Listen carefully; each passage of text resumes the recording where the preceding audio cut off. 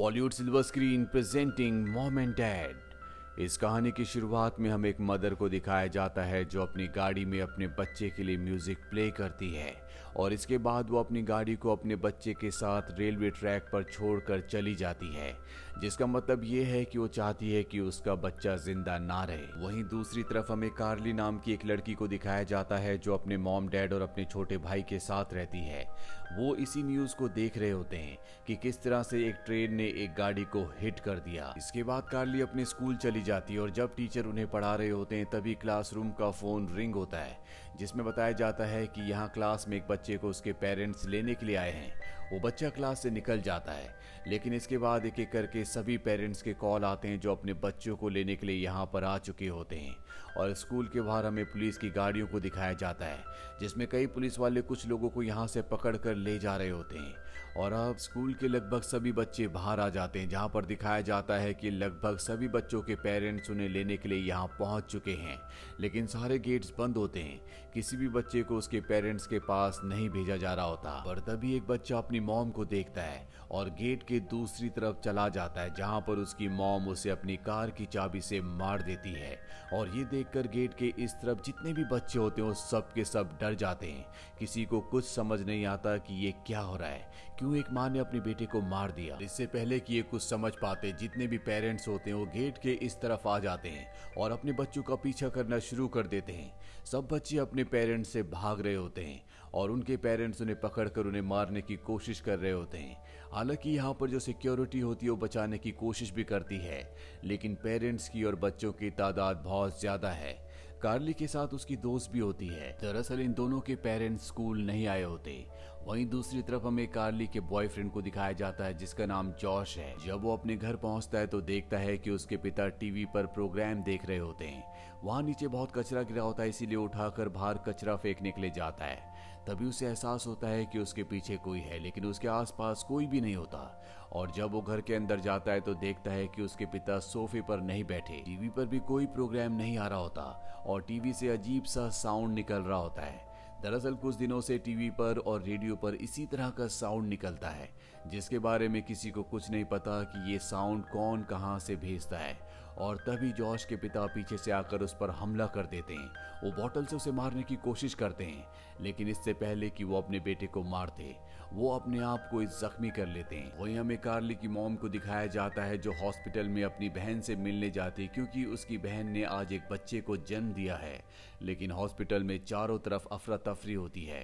तभी वो टीवी पर न्यूज देखती है, जिसमें बताया जाता है कि टीवी और रेडियो पर एक ऐसा साउंड ट्रांसमिट किया जा रहा है जिसे सुनने के बाद पेरेंट्स जो अपने बच्चों से बहुत प्यार करते हैं उन्हें मार रहे हैं। कार्ली की मॉम को ये बात बिल्कुल समझ नहीं आती और अब उस वार्ड में जाती है जहां पर उनकी बहन है, जहां पर उनकी बहन ने एक बच्चे को जन्म दिया है। कार्ली की मॉम की बहन अपने बच्चे को बहुत प्यार से अपनी गोद में पकड़ती है और तभी पीछे जो स्क्रीन होती है वो अपने आप ही बंद हो जाती है और उस पर वही साउंड ट्रांसमिट होना शुरू हो जाता है, जिससे कार्ली की मॉम की बहन अपने आपे को खो देती है और वो अपने बच्चे को दबाना शुरू कर देती है। कार्ली की मॉम देख लेती है कि उसकी बहन अपने बच्चे को अपनी गोद में दबा रही है, जिससे बच्चा अनकंफर्टेबल हो रहा है, इसीलिए वो बच्चे को छीनने की कोशिश करती है। लेकिन उनकी बहन किसी भी कीमत पर अपने बच्चे को उन्हें नहीं देना चाहती। यहाँ पर जो डॉक्टर्स भी होते हैं वो भी उसे पकड़ लेते हैं और किसी तरह से कार्ली की मॉम अपनी बहन से उसके बच्चे को छीन लेती है। लेकिन उनकी बहन यहाँ पर भी नहीं रुकती, वो अपने बच्चे पर एक बार फिर से हमला करने की कोशिश करती है, लेकिन कार्ली की मॉम किसी तरह से उस बच्चे को बचा लेती है। वहीं कार्ली और उसकी फ्रेंड को दिखाया जाता है जो उसके फ्रेंड के घर पर जाते हैं और जब कार्ली नीचे होती है तो उसकी फ्रेंड ऊपर चली जाती है। बहुत देर बीतने के बाद भी जब उसकी फ्रेंड ऊपर से नीचे नहीं आती तो कार्ली उसे देखने के लिए ऊपर जाती है, जहां वो देखती है कि उसकी फ्रेंड की मॉम ने उसकी फ्रेंड को मार दिया है। ये देखकर कार्ली डर कर वहां से भाग जाती है। तभी रास्ते में उसका बॉयफ्रेंड जॉश उसे मिल जाता है। ये दोनों एक दूसरे को देखकर बहुत खुश होते हैं। जॉश कहता है कि तुम्हारी मॉम ने तुम्हारे ऊपर हमला तो नहीं किया। वो जॉश को बताती है कि मेरी मॉम मुझसे इतना प्यार नहीं करती, हमारे बीच में कोई भी अच्छा बॉन्ड नहीं है, लेकिन मेरी मॉम मेरे भाई से बहुत प्यार करती है। दरअसल माँ बाप उन्हीं बच्चों को मार रहे होते हैं जिनसे वो बहुत प्यार करते हैं और कार्ली का भाई घर पर अकेला है। इसीलिए जॉश के साथ वो घर पर आ जाती है, जहां पर उनके घर में काम करने वाली लेडी होती है जो फर्श पर पोछा लगा रही होती है। और जब वो पोछे को ऊपर उठाती है तो उसमें खून होता है, जो देखकर वो पूरी तरह से डर जाती है। कार्ली को उस पर बहुत गुस्सा आता है। दरअसल उसकी बेटी भी उसके साथ रहती थी, लेकिन अब वो यहाँ पर नहीं है। कार्ली उसे घर से बाहर कर देती है।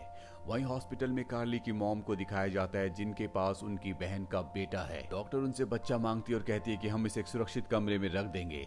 हालांकि कार्ली की मॉम उन्हें बच्चा नहीं देना चाहती, लेकिन डॉक्टर के कहने पर वो उन्हें बच्चा दे देती है, जिसके बाद बच्चे को एक सुरक्षित वार्ड में रख दिया जाता है, जहां पर और भी बहुत सारे बच्चे होते हैं। और वार्ड के बाहर इन बच्चों के पेरेंट्स होते हैं, जो अपने अपने बच्चे को वहशी दरिंदे की तरह घूर रहे होते हैं, क्योंकि ये अपने बच्चों को मारना चाहते हैं, लेकिन इनमें से कोई भी अंदर नहीं आना चाहता।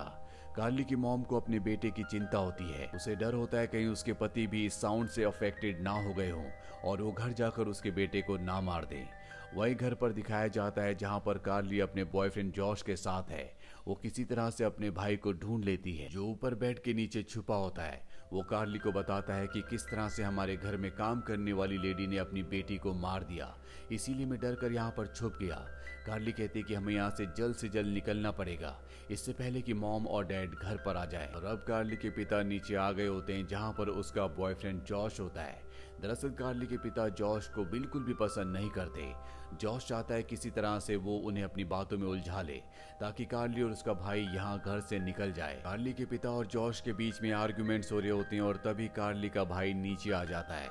और जब उसके पिता अपने बेटे को देखते हैं तो वो उस पर हमला करने के लिए भागते हैं, लेकिन जॉश उन्हें पकड़ लेता है। कार्ली के पिता जॉश को मारकर बेहोश कर देते हैं, जिसके बाद वो अपने दोनों बच्चों को मारने के लिए उनका पीछा करना शुरू कर देते हैं। कार्ली के भाई की टॉय कार वहां पर होती है, जिसके ऊपर उसके पिता का पैर आ जाता है और वो गिर जाते हैं। इन दोनों को वक्त मिल जाता है और ये दोनों के दोनों नीचे बेसमेंट में जाकर दरवाजा बंद करके वहां पर छुप जाते हैं। और अब कार्ली की मॉम भी घर पर आ चुकी है। वो देखती है कि उसके हस्बैंड वहां नीचे गिरे हैं, जो बेहोश हैं। वो अपने हस्बैंड को होश में लाती है। और अब कार्ली की मॉम ने भी उस साउंड को सुना है, इसीलिए उनके दिमाग पर भी असर हो चुका है। और ये दोनों प्लान करते हैं कि किसी भी तरह से अपने बच्चों को बेसमेंट से बाहर बुलाकर ये उन दोनों को मार देंगे। कार्ली की मॉम बेसमेंट के दरवाजे के पास जाती है और उन्हें कहती है कि उस साउंड का मेरे ऊपर कोई भी असर नहीं हुआ, तुम बाहर आ जाओ, मैं तुम्हें यहाँ से लेकर सुरक्षित निकल जाऊंगी। लेकिन कार्ली जानती है कि उसकी मॉम झूठ कह रही है। वो अपनी मॉम से कहती है कि तुम यहाँ से चली जाओ, हम किसी भी कीमत पर बाहर नहीं आएंगे। ये सुनकर कार्ली के पिता को गुस्सा आ जाता है। वो अपने बच्चों को उल्टा सीधा कहना शुरू कर देते हैं और कहते हैं कि तुम्हें जल्द से जल्द बाहर आना होगा। और अब कार्ली की मॉम ड्रिल मशीन में चाकू लगाकर दरवाजे को काटने की कोशिश करती है, लेकिन ये करना इतना आसान नहीं है।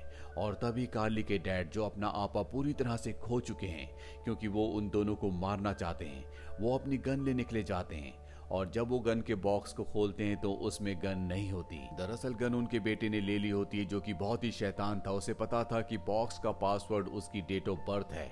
बेसमेंट में दिखाया जाता है, जहां पर उनका बेटा गन निकाल लेता है और वो दरवाजे पर चलाता है, जिससे गोली कार्ली की मॉम के हाथ पर लग जाती है। और अब कार्ली के पिता कार्ली की मॉम के जख्म पर पट्टी लगाते हैं। ये दोनों फैसला करते हैं कि किसी भी तरह से इन दोनों को बाहर निकालना होगा, और इसीलिए बेसमेंट के ऊपर जो विंडो होती है वहां से गैस को नीचे डालना शुरू कर देते हैं, ताकि जब इनका दम घुटे तो ये अपने आप ही दरवाजा खोल दें। और अब जैसे जैसे बेसमेंट में गैस भरना शुरू होती है, कार्ली और उसके भाई को सांस लेने में तकलीफ होने लगती है। कार्ली अपने भाई के लिए बहुत चिंतित होती है, क्योंकि उसका चेहरा पीला पड़ने लगा है। वो बाहर नहीं जा सकती क्योंकि वहां पर उसके मॉम डैड है और यहाँ से निकलने का कोई भी रास्ता नहीं होता। लेकिन कार्ली किसी तरह से यहाँ पर एक वेंट ढूंढ लेती है और वो तय करती है कि अपने भाई के साथ वो इस वेंट से ऊपर से निकल जाएगी। पर जाने से पहले मैच बॉक्स के उस हिस्से को जहाँ से मैच स्टिक को जलाया जाता है, उस हिस्से को फाड़ कर वो दरवाजे के बिल्कुल नीचे चिपका देती है। साथ ही दरवाजे के ऊपर वो 3-4 मैच स्टिक्स को एक साथ लगा देती है, ताकि जब भी दरवाजा खुले मैच स्टिक्स अपने आप ही जल जाए। इसके बाद वो अपने भाई को लेकर ऊपर वेंट में चली जाती है और जानबूझकर खांसती है, ताकि उसके माँ बाप को ऐसा लगे कि अभी दोनों के दोनों सांस नहीं ले पा रहे, जिसका मतलब ये है कि अब ये गोली नहीं चला पाएंगे।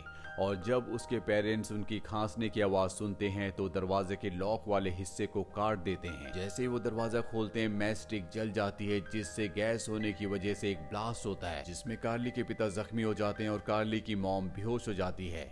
कार्ली अपने भाई के साथ वेंट से निकलकर ऊपर पहुंच चुकी होती है, लेकिन बाहर निकलने के लिए इन्हें घर के अंदर से होकर ही गुजरना होगा।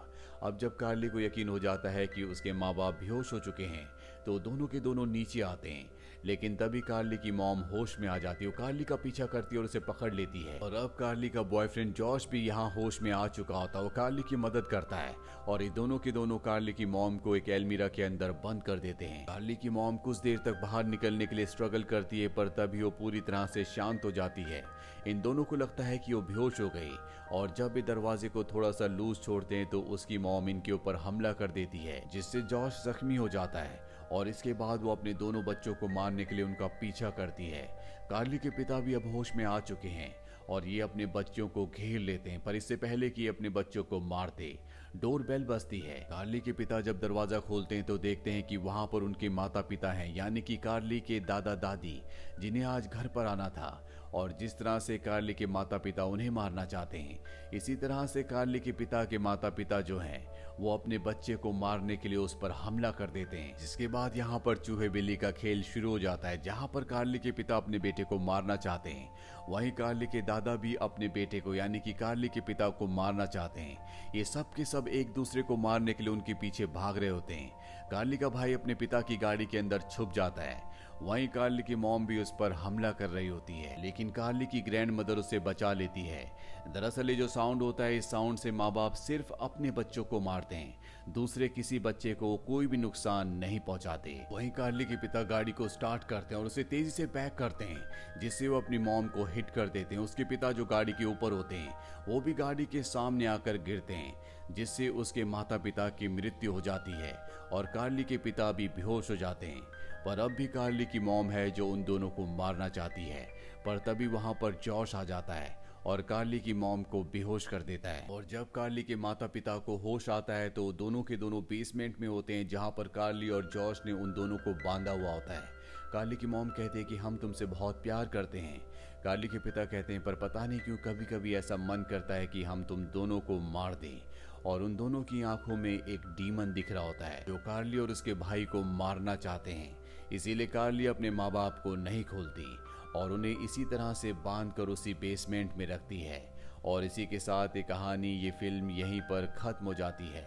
इस कहानी में ये नहीं बताया गया कि वो साउंड जिससे लोगों के दिमाग में इतना असर होता है, जिससे वो अपने बच्चों को मारना चाहते हैं, वो कौन प्रोड्यूस करता है, उसे कौन भेजता है। ये इस कहानी में एक सस्पेंस ही रखा गया है। तो ये थी पूरी कहानी फिल्म मॉम एंड डैड की। ये फिल्म ईयर 2017 में रिलीज हुई थी। IMDb पर इसकी रेटिंग है 5.5। उम्मीद करते हैं कि ये कहानी आपको पसंद आई होगी।